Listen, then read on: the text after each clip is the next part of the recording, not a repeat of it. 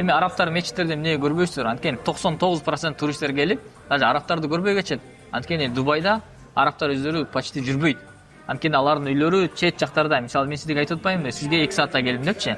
Мен башка эмираттан келдим. Алар көбүнчө виллаларда жашашат, өздөрүнүн райондору аркылуу мечиттерге барышат. Могул жака келген, сиз көргөн аппак кийинген арабтар, булар местный болбошу мүмкүн.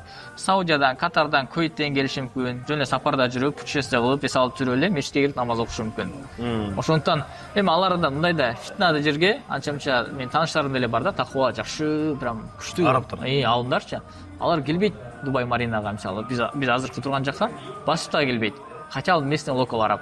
Анткени мисалы жарым жалаңач кыздарды көргүсү келбейт. Эми мен айтпайм мисалы көргүлө же көрбөгүлө депчи, адам өзү чечет.